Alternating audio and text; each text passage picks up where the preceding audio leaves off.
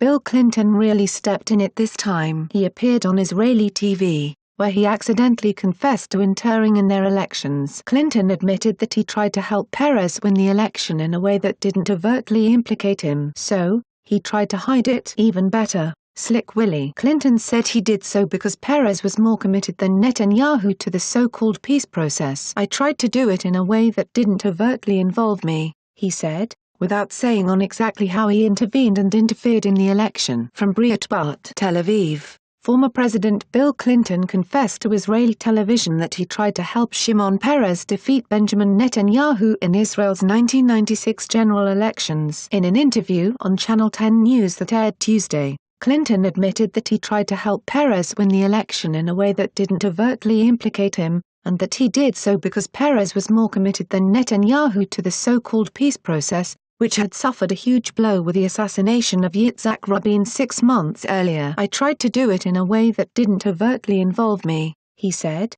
without expanding on exactly how he intervened. I did try to be helpful to him, Peres, because I thought he was more supportive of the peace process, and I tried to do it in a way that was consistent with what I believe to be in Israel's interest, without saying anything about the difference in domestic policies. Without anything else. Despite polls indicating a victory for Peres, Netanyahu ended up narrowly winning the May 1996 vote, with many analysts saying a slew of Palestinian suicide bombings that hit the country turned the electorate toward the right. In Tuesday's interview, Clinton recalled a visit by the newly appointed Israeli Prime Minister to the White House, during which Netanyahu wanted me to know that he knew I wasn't for him and he beat us anyway. Clinton laughed, then added, and he was being very Bibi, using Netanyahu's nickname. Clinton has never tried to hide his dislike of Netanyahu. But, you know, continued Clinton, I realized that he was now the leader of the country and if I wanted to support the peace I had to find a way to work with him. I wasn't so much angry as just bemused by the brashness with which he played his hand. But that's who he is. He did a very good job of it. The right in Israel has accused the U.S.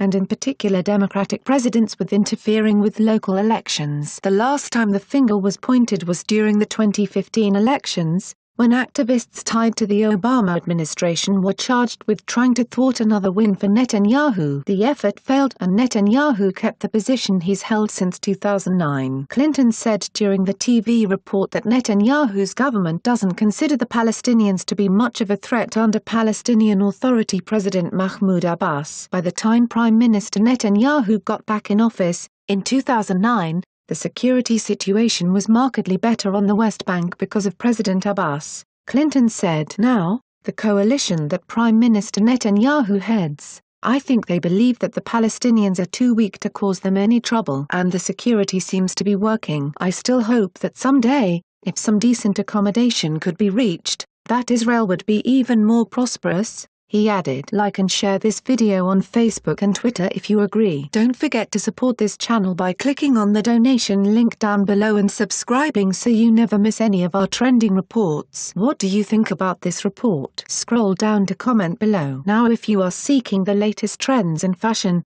and electronics and gifts and more at the best prices, please feel free to visit www.atthesmall.com. Once again, that is www.atthesmall.com.